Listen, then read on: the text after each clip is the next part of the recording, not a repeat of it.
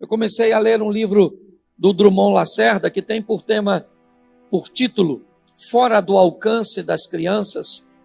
E esse livro traz como uma tônica central que as coisas grandes e expressivas da nossa vida estão nos aguardando crescermos. Está esperando, é como aquele pai ou aquele avô que pegou um pouquinho do recurso todos os meses e depositou numa caderneta de poupança, para que seu filho ou seu neto, ou quem quer que seja, quando fosse maior de idade, tivesse recursos. Aqueles recursos estavam sendo preparados ao longo de anos e anos, para que aquela pessoa, aquele indivíduo, quando crescesse, quando tivesse a maior idade, ele então estivesse apto para tomar posse daquilo que foi preparado ao longo de um bom período de sua vida. Da mesma forma nós entendemos, e eu gostei muito dessa tônica do livro Fora do Alcance das Crianças. Aliás, gostaria de recomendar uma leitura rápida, mas muito boa. Eu queria falar com vocês que Deus também trabalha desta forma.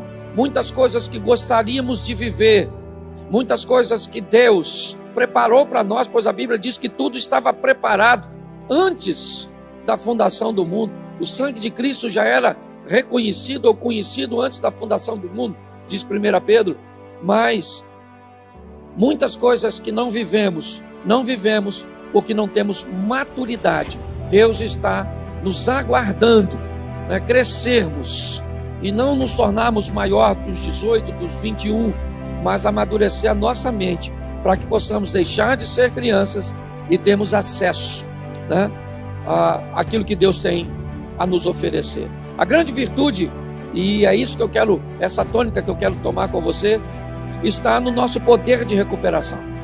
O que vamos fazer após uma queda, além de chorar pela dor do acontecido? Como é que nós vamos nos comportar? Essa tônica de dizer a força que me mantém de pé tem por propósito mostrar alguns personagens bíblicos, pois quando nós olhamos para a Bíblia, nós vemos muitas pessoas ou muitos homens com algumas virtudes. Abraão com a sua fé, nós olhamos para Davi e olhamos sua valentia e sua adoração. Sansão, a sua força. Nós olhamos para Salomão e vemos sua sabedoria, mas todos eles tinham seus pontos fracos. Quando nós olhamos para Abraão, nós vemos o medo que ele tem ao chegar no Egito com sua bela esposa. Quando nós olhamos Davi, vemos a dificuldade que ele teve de se deparar com algo que não era para ele e acabar ultrapassando os limites. Quando nós olhamos Sansão, nós vemos no que ele se meteu. Nós vemos Salomão se casando com diversas mulheres e levando a idolatria para dentro do território de Israel.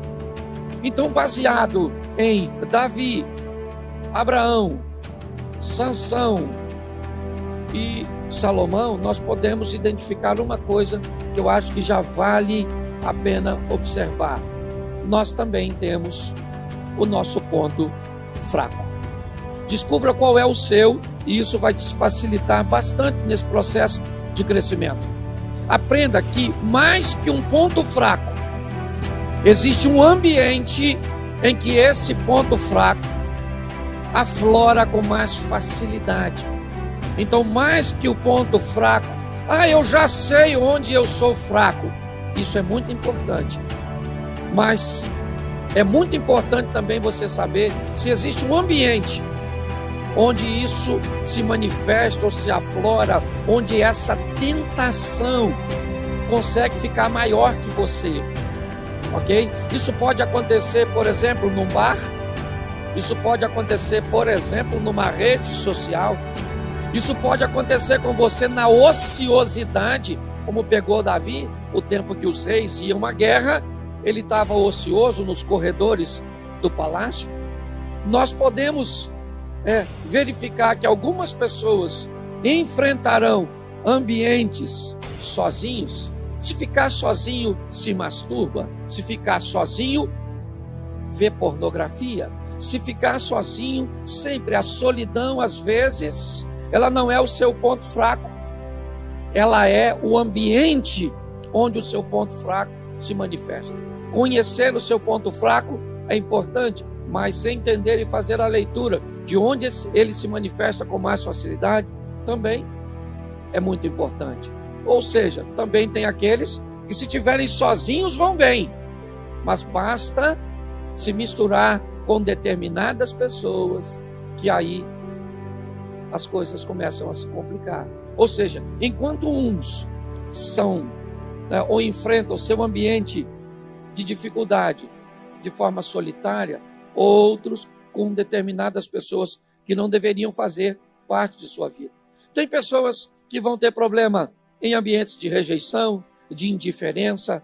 Onde é que a sua dificuldade ou o seu ponto fraco se manifesta? Observe isso, e isso vai te ajudar bastante. Hoje eu quero olhar um texto com vocês do segundo livro do profeta Samuel, no capítulo 12. O texto me saltou pela recuperação de Davi, pela maneira que ele conseguiu se recuperar, sabe? É a tal da resiliência, aquela capacidade. Pensa uma almofada, quando você senta em cima dela e ela perde toda a sua forma, ela amassa, ela enruga, ela dobra, mas basta você sair de cima da almofada, que se a densidade de sua espuma ainda estiver correta e firme, apesar de todo o peso, de toda a pressão que ela recebeu, ela vai voltar para o tamanho normal, para a forma normal.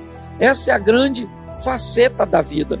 Depois de uma situação como essa, econômica, de saúde, de toda essa pressão emocional que estamos vivendo, nos apertando, você liga a televisão, morreram tantos, os dados estão aqui, a situação está difícil, amanhã é segunda-feira, a pressão, será que a empresa vai me demitir? E os meus recursos, e como funciona, as igrejas fechadas, a estrutura, e como é que eu vou sobreviver a todo esse aperto quando tudo isso passar? Pasme você. Muitas pessoas, no fim dessa história, não ficaram nem para ver o desfecho. Tiraram sua própria vida, se embotaram em meio a depressões, a síndrome do pânico. Ou seja, entender de onde vem a nossa fé, de onde vem a nossa força, é muito importante. Eu não sei o que você está enfrentando hoje, eu não sei se você perdeu uma batalha, mas eu quero te dar uma notícia: ficar prostrado pode até ser algo positivo por alguns dias. Por exemplo, morreu um ente querido seu, a Bíblia diz: se alguém morrer e ninguém chorar pelo morto, é melhor que ele fosse um aborto, é melhor que ele não tivesse nascido. Então nós precisamos respeitar o luto, certo? E a dor da perda do que for. Você perdeu o seu emprego, vai chorar por ele por uma semana? Tá joia? Era um ambiente de trabalho que você estava acostumado, você interagia, era um ciclo de amizade, era um bom salário, era uma estrutura. O que que é? Era uma casa que era grande, dava para você pagar, certo? E tinha toda uma estrutura. O que é que você perdeu?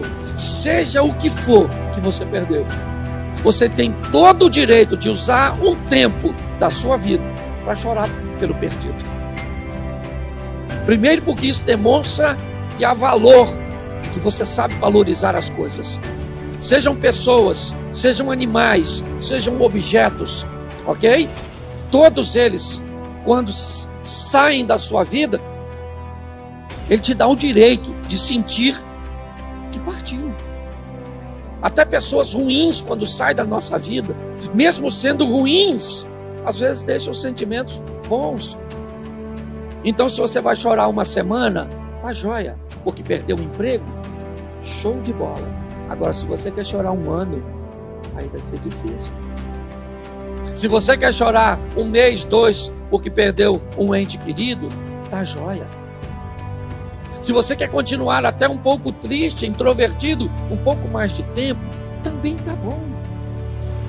Quem sou eu para determinar o tamanho de sua perda e de sua dor? Eu só preciso dizer que a sua vida continua. E você precisa aprender a se levantar. Quando tudo diria para você: fique prostrado, levante-se. Levante-se. Não esqueça o tema da mensagem, ok? A força que me mantém de pé.